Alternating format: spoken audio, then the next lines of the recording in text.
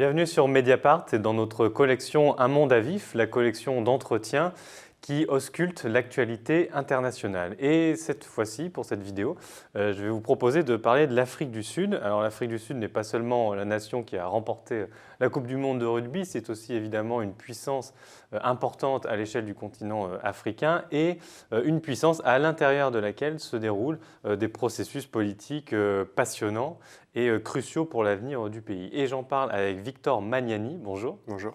Vous êtes chargé de projet au Centre Afrique subsaharienne de l'IFRI. Donc on va parler avec vous de la situation de ce pays et je voulais revenir sur une actualité qui a été assez relayée quand même dans la presse française où on ne parle pas beaucoup de l'Afrique du Sud en temps classique, il faut bien le dire, parce que le pays a été le théâtre de violences xénophobes, qu'on nomme ainsi un peu faute de mieux, qui ont incité des centaines de Nigérians à fuir le pays. Des centaines de magasins ont été pillés, on déplore au moins une dizaine de morts. Comment est-ce qu'on explique et comment est-ce qu'on qualifie aussi ces violences qui se sont déroulées ? Alors l'expliquer, je pense qu'il faut peut-être remettre le contexte économique et social de l'Afrique du Sud, qui est difficile, y compris et notamment pour les populations les plus pauvres en Afrique du Sud. Les inégalités sont extrêmement importantes, le chômage l'est également, et le taux de chômage officiel est de 30%. Et dans les quartiers les plus populaires, les townships sud-africains, le taux de chômage dépasse largement ce taux de 30%. Donc ces violences xénophobes ont eu lieu, ça c'est une chose importante à dire, exclusivement dans ces quartiers les plus pauvres du pays. Non pas ce n'est pas à l'échelle nationale, c'était vraiment localisé dans les quartiers les plus pauvres. Et dans des grandes villes, si je me... Alors dans les grandes villes et dans les townships qui sont souvent à la périphérie de ces villes-là. Et donc, dans ces quartiers-là, je le disais, la situation économique et sociale est très précaire, l'accès à l'emploi est difficile, l'accès au logement également. Donc, on est dans une compétition pour l'accès à des opportunités économiques, pour accéder aux services publics parfois, qui ne sont pas toujours efficients, et puis pour accéder au logement également. Donc, il y a cette situation économique qui est très difficile et qui crée des tensions entre les populations. Et puis, bien souvent, dans ces contextes-là, il y a une recherche de boucs émissaires, et c'est vrai que les populations étrangères, qui sont nombreuses en Afrique du Sud, ont été pointées du doigt pour soit avoir pris l'emploi des Sud-Africains, pour être associées à des questions de criminalité également. Donc ça, c'est des choses qui circulent, hein. C'est un discours qui circule en Afrique du Sud, de pointer du doigt les étrangers, de les tenir responsables de la situation économique, de la question sécuritaire en Afrique du Sud. Et puis peut-être que des responsables politiques ont pu aussi parfois relayer cet imaginaire de l'étranger qui serait dangereux pour l'économie sud-africaine. Vous parlez de violence xénophobe, mais dans certains papiers, on a lu le qualificatif de violence raciste, ce qui peut surprendre quand on regarde ça d'un peu loin, quand on n'est pas très bien informé. On se dit, comment ça ? Oui, bien sûr. Alors on a le terme qui est le plus utilisé, c'est celui de xénophobie, effectivement, qui serait une peur de l'étranger. Mais comme je le disais, ces violences-là ont lieu essentiellement dans les quartiers populaires, et ce ne sont pas tous les étrangers qui sont ciblés, puisque dans les quartiers riches, les étrangers européens, par exemple, eux ne sont pas ciblés. Les Blancs ne sont pas ciblés en tant que tels, en tant qu'étrangers. Donc ce sont des Africains étrangers qui sont ciblés dans les quartiers populaires. Donc on a pu parler d'afrophobie en Afrique du Sud. Alors, effectivement, c'est paradoxal que les Sud-Africains s'en prennent à d'autres Africains, mais c'est ce qu'on observe, hein, dans ces quartiers-là. Et puis, vous le disiez, de racisme également, parce que certaines populations étaient ciblées en raison de leurs caractéristiques physiques. Donc là, on est au-delà de la xénophobie, c'est davantage du racisme, effectivement. On en parle aussi parce qu'il y a des conséquences diplomatiques de cela. C'est-à-dire qu'il y a beaucoup de pays qui ont vraiment réagi assez violemment à ce qui se passait dans le pays. Le président nigérian, parce que beaucoup de Nigérians ont été touchés, a fait récemment, dans les derniers jours, là, une visite officielle qui était dans un contexte très tendu. Est-ce que l'Afrique du Sud paye aujourd'hui diplomatiquement ce qui se passe en interne. Oui, bien sûr, ça altère l'image de l'Afrique du Sud sur le continent africain, qui se veut le promoteur de différents intérêts africains. Et puis avec cette image de la nation arc-en-ciel en plus. Bien sûr, bien sûr. Donc effectivement, l'Afrique du Sud a du mal à se présenter comme le porte-voix de l'Afrique lorsqu'ils s'en prennent à des propres voisins africains. Donc d'un point de vue diplomatique, effectivement, c'est préjudiciable, également d'un point de vue économique, puisque certains intérêts économiques sud-africains ont été ciblés. On pense à des entreprises de distribution comme Shoprite, qui est une grande entreprise de distribution qui est présente dans différents pays du continent. Donc ces entreprises-là ont été ciblées, ces enseignes-là ont été ciblées. MTN, qui est un grand groupe de télécommunications sud-africain qui est présent dans d'autres pays africains, et notamment au Nigeria en grande partie, et a également été ciblé. Donc oui, l'image internationale a été touchée, les intérêts économiques ont été touchés, donc c'est préjudiciable pour l'Afrique du Sud, ça c'est certain. De façon plus générale, l'Afrique du Sud est connue pour être un pays où le niveau de criminalité et de violence est très élevé. J'ajoute aussi qu'il y a eu des mobilisations spécifiques début septembre sur la question des violences contre les femmes. Comment est-ce qu'on fait la part dans l'explication entre le legs de l'apartheid qui a laissé une répartition très inégalitaire des terres, du pouvoir économique, et puis la gestion du parti au pouvoir, l'ANC, qui est quand même aux responsabilités depuis une trentaine d'années maintenant. Oui, bien sûr. Alors, il faut toujours avoir en tête ce dialogue entre l'héritage et puis la responsabilité de l'ANC. L'héritage est certain, je crois qu'il ne faut pas le nier, effectivement. Des décennies de ségrégation ont touché ce pays et les conséquences sont encore visibles aujourd'hui d'un point de vue géographique, notamment d'un point de vue spatial. Il y a une forme de ségrégation spatiale où les personnes qui étaient confinées dans certains espaces durant la période d'apartheid se retrouvent aujourd'hui dans ces zones-là. Les opportunités économiques restent très limitées pour une grande partie de la population et notamment la population noire. Les inégalités sont très fortes. L'Afrique du Sud est souvent citée comme un des pays les plus inégalitaires du monde. Et puis, donc, l'ANC, effectivement, est arrivée au pouvoir en 1994 avec la volonté de transformer la structure sociale et économique de l'Afrique du Sud. Aujourd'hui, 25 ans après son arrivée au pouvoir, le bilan est discutable et discuté d'ailleurs, que ce soit l'opposition, différents contre-pouvoirs, que ce soit la presse, des intellectuels, des organisations de la société civile. Des mouvements sociaux Des aussi. mouvements sociaux, exactement, pointent l'inefficience de l'ANC depuis son arrivée au pouvoir. Et puis donc vous parlez de cette violence, et c'est vrai que là aussi elle est héritée de la période d'apartheid. L'histoire de l'Afrique du Sud est nourrie par la violence. Les populations noires, comme je disais, durant la période d'apartheid, étaient confinées dans certains espaces géographiques où ils étaient dépourvus de droits les plus élémentaires. Ces espaces-là étaient également violents, que ce soit socialement ou concrètement, il y avait la violence dans ces espaces-là. Et depuis la fin de l'apartheid, donc il y a eu la possibilité de circuler entre ces différents espaces, et donc cette violence-là est devenue plus visible, en fait, d'une certaine façon. Donc il y a quelque part, elle a toujours existé. Bien sûr, elle a toujours existé. Il y a une continuité de cette violence-là. À cela s'ajoute le fait que la situation économique et sociale ne s'améliore pas pour ces populations. Donc il y a un sentiment de désespérance, de frustration.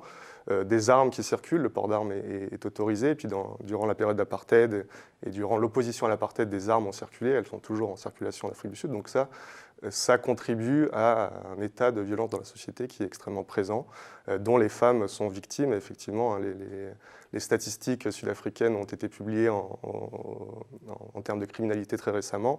Le taux d'homicide est très élevé, le taux d'agression sexuelle, et parmi ces agressions-là, le viol est extrêmement à des niveaux vraiment très très élevés. C'est plus d'une centaine de viols par jour en Afrique du Sud. Donc les femmes sont extrêmement vulnérables, et souvent dans ces quartiers dont on parlait tout à l'heure en matière de xénophobie, essentiellement dans les quartiers les plus populaires. Et ça, c'est aussi un point à mentionner. C'est dans les quartiers les plus pauvres où les personnes sont le plus vulnérables économiquement qu'il y a des cas de violence. On a évoqué comme ça l'impéritie, le mot est peut-être un peu fort, de l'ANC au pouvoir. Il se trouve que vous n'avez pas prononcé le mot de corruption, mais il y a quand même beaucoup. Ça fait partie des reproches qui sont faits aux dirigeants. Pour le coup, Jacob Zuma, qui s'est illustré sur plein de fronts, hein, le front des violences ou des propos sexistes, plus le front de la corruption, ce chef de l'État-là a été écarté en février 2018. Il a été remplacé par le chef d'État actuel qui s'appelle Cyril Ramaphosa. Et j'aimerais qu'on rentre avec vous un peu dans le détail de ce que c'est que là, parce qu'on dit l'ANC, c'est un peu une boîte noire quand on ne connaît pas très bien le pays. J'aimerais que vous nous disiez un peu qu'est-ce que ça a représenté ce changement, ce fameux Cyril Ramaphosa, quelle est sa feuille de route et quels sont les groupes internes auxquels il s'affronte dans l'ANC, qui est parcouru en réalité de factions. Bien sûr. Oui, l'ANC, c'est une grande chapelle qui a su rassembler différents courants idéologiques, différents horizons politiques également. Donc, il y a vraiment beaucoup de courants qui existent au sein de ce parti-là. Ouais, ça va certes de certains secteurs libéraux jusqu'à quasiment des mouvances communistes. Oui, la gauche radicale a également été représentée. Elle l'est moins depuis qu'il y a une scission au sein de l'ANC avec les IFF de Julius Malema, mais tout de même, il y a encore une représentation qui va quasiment de la gauche radicale jusqu'au libéralisme et dont est porteur Cyril Ramaphosa. Donc oui, la corruption a miné l'image de l'ANC et a miné l'action du gouvernement très certainement au cours des dernières années. Jacob Zuma a été au pouvoir pendant un peu moins de 10 ans et différents scandales de corruption l'ont affecté. Il a été condamné d'ailleurs par la justice pour l'utilisation de fonds publics pour la rénovation de sa résidence privée. Il y a une affaire extrêmement importante qui date de 1999 qui était le plus gros contrat d'armement de l'Afrique du Sud depuis la fin de l'apartheid, pour lequel Jacob Zuma est cité. Alors il avait été blanchi pour un vice de forme juste avant son accession à la présidence et aujourd'hui, cette décision-là a été remise en cause et donc il sera jugé vraisemblablement pour cette affaire-là qui est extrêmement importante et pour laquelle il risquerait d'être condamné.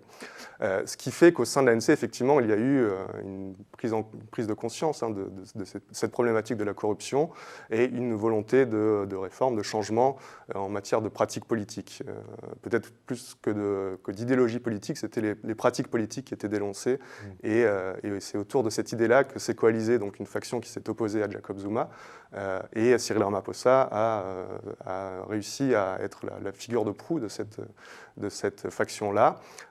Et donc lors des dernières élections internes à l'ANC qui ont eu lieu en décembre 2017, ça, je crois que c'est peut-être une chose à mentionner aussi, c'est qu'en Afrique du Sud, l'ANC est tellement dominant dans l'espace politique électoral que les élections internes à l'ANC sont parfois plus importantes que ce qui se passe lors d'élections nationales à l'échelle du pays. Donc ces élections-là avaient lieu en décembre 2017, elles étaient extrêmement importantes puisque deux factions se faisaient face, celle autour de Jacob Zuma qui était celle de la continuité avec le régime en place, et puis donc celle de Cyril Ramaphosa qui prônait une ouverture économique, notamment vers les pays occidentaux, et puis une rupture en termes de pratiques politiques, donc mettre un terme, tourner la page de la corruption, c'était son terme. Et donc il s'est imposé lors de ces élections internes, mais de manière extrêmement limitée, avec moins de 200 voix d'écart sur 5000 délégués qui étaient invités à s'exprimer. Ce qui fait que l'équilibre du parti est encore est très équilibré d'une certaine façon. Jacob Zuma n'a pas perdu toute sa capacité d'influence. Ramaphosa n'a pas devancé complètement, il est arrivé en tête, pas assis sa domination. Exactement, il est arrivé en tête, mais la faction de Jacob Zuma demeure extrêmement influente, notamment dans les provinces sud-africaines qui ont une importance extrêmement importante en Afrique du Sud, dans la structure du pouvoir de l'ANC. Les branches provinciales ont un pouvoir important et Jacob Zuma avait réussi à déployer son influence dans ces provinces-là. Et encore aujourd'hui, il est soutenu en masse par une grande partie de militants de l'ANC. Donc ça, c'est une chose qui est à noter. Cyril Ramaphosa est en poste, mais sa domination est très précaire sur le parti. Et les équilibres pourraient se retourner à moyen terme ou à terme en faveur à nouveau de Jacob Zuma ou de ses affiliés. Vous parliez que la différence se jouait sur la pratique du pouvoir, notamment vis-à-vis de la corruption. Mais alors moi, il y a quelque chose qu'il va falloir que vous m'expliquiez, parce que de ce que j'ai compris, Zuma était lié, historiquement en tout cas, à des courants qui étaient un peu plus ceux de l'aile gauche de l'ANC. Or, quand je vois la feuille de route de Ramaphosa, les grandes promesses, c'est quand même avancer sur la question de la répartition des terres, c'est quand même avancer vers la gratuité de l'enseignement supérieur. Donc on se dit, bon, bah, ça c'est un agenda plutôt de gauche en fait. Comment... Ouais. Et vous-même, vous avez qualifié Ramaphosa de libéral. Oui, tout à fait. Alors cette question de la réforme agraire, elle est importante symboliquement en Afrique du Sud. Beaucoup parlent de cet héritage dont je parlais tout à l'heure, de cet héritage de l'apartheid, où les populations noires ont un accès beaucoup plus limité à la propriété terrienne. Et effectivement, c'est un sujet qui est monté, qui a été porté par des courants plutôt de la gauche radicale au sein de l'ANC, et dans les partis d'opposition de la gauche radicale, l'IFF, dont je parlais tout à l'heure, a beaucoup porté ce discours-là, ce qui fait que l'ANC a été obligée d'une certaine façon de s'en emparer, et c'est un sujet qui a été discuté pendant la conférence de l'ANC dont je parlais de décembre 2017, et c'est un sujet qui a été mis à l'agenda du gouvernement prochain, quel qu'il soit. D'accord, ça fait Donc partie... en fait, Cyril Ramaphosa a hérité de cette question-là. Feuille de route, quoi. Et peut-être, je dirais aussi, il s'en est servi pour ne pas mettre complètement à l'écart la faction de Jacob Zuma, pour essayer d'unifier le parti, ce qui est un de ses objectifs aussi, de ne pas complètement se passer de Jacob Zuma, qui a une capacité d'influence qui est encore puissante au sein de l'ANC, et pouvoir garder ensemble toutes les entités et tous les courants de l'ANC. Alors, on l'a dit, hein, l'ANC, c'est un parti prédominant du coup, en Afrique du Sud. Hein, il est au pouvoir de façon ininterrompue, en tout cas pour ce qui concerne le pouvoir national. Localement, c'est plus compliqué. Récemment, on a calé cette émission il y a plusieurs semaines, mais fin octobre, on a vu l'explosion du principal parti d'opposition qui s'appelle l'Alliance démocratique. Comment prendre la mesure de ce qui s'est passé à l'échelle du système partisan sud-africain? Quelle importance vous donnez à cet événement? On va un peu expliquer hein, pourquoi il y a eu cet éclatement, mais c'est assez spectaculaire pour le coup. Oui, alors peut-être déjà dire qu'effectivement depuis 1994, nationalement, l'ANC domine largement le champ politique. L'Alliance démocratique, qui est le principal parti d'opposition, son score le plus important, c'était un peu plus de 25% des voix. Donc encore loin de pouvoir prétendre à une alternative politique. L'ANC, son score le plus faible, c'est 55% des voix. Dans l'histoire récente de l'Afrique du Sud, c'était plutôt au-dessus de 60%, donc c'était une domination quasi hégémonique. L'Alliance démocratique a pu contester localement, c'est vrai, l'hégémonie de l'ANC dans la province du Cap occidental, où se trouve la ville du Cap. Et puis, lors des élections locales de 2016, elle a pu contester la domination de l'ANC dans des villes importantes, notamment à Johannesburg, à Pretoria, à Port-Elizabeth. L'Alliance démocratique, c'est un parti qui est né en 2001 et qui est le résultat de fusions entre différents partis qui existaient durant la période d'apartheid.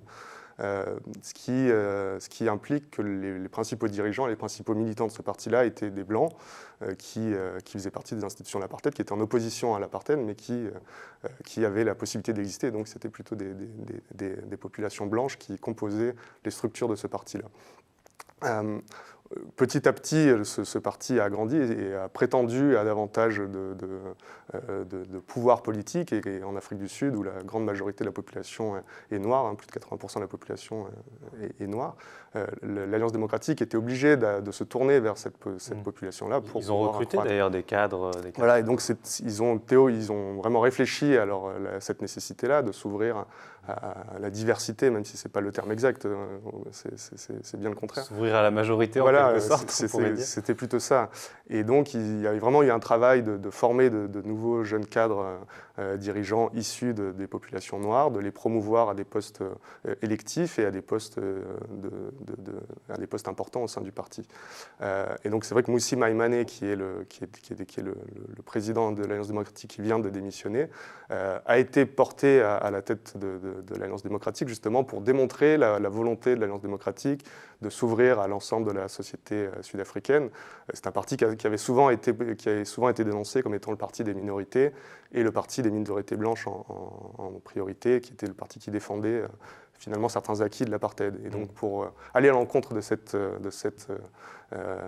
dénonciation-là, l'Alliance démocratique a vraiment voulu promouvoir une ouverture à la fois en termes de politique, mais aussi en termes d'affichage. Et là, donc c'est lui qui vient d'être jeté dehors. En fait. Alors, on l'a un peu aidé à démissionner quand même. Alors en fait, voilà, je disais, ça a été une volonté au sein de l'Alliance démocratique de mettre en avant une nouvelle génération de cadres dirigeants noirs en priorité. dont fait partie Moussi Maïmane.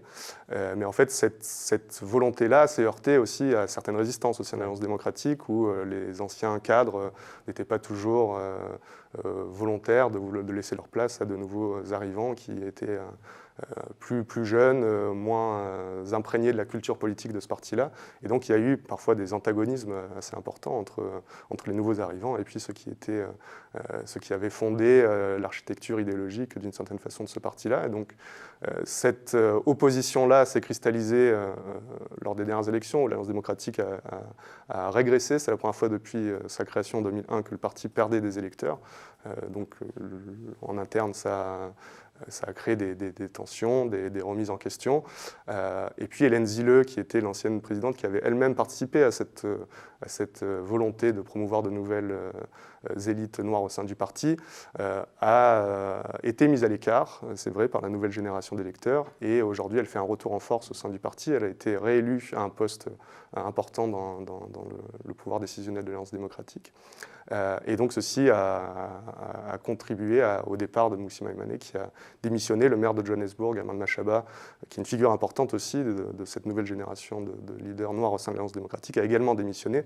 Et c'est vrai qu'aujourd'hui, l'Alliance démocratique est face à un grand point d'interrogation, puisqu'il se retrouve finalement à retomber plusieurs années en arrière avant d'avoir entrepris cette... C'est la discrimination positive, notamment, qui a cristallisé aussi beaucoup de débats, c'est ça? Alors, il y a des sujets, c'est vrai, qui sont très porteurs symboliquement, sur lesquels l'Alliance démocratique a toujours été hésitante.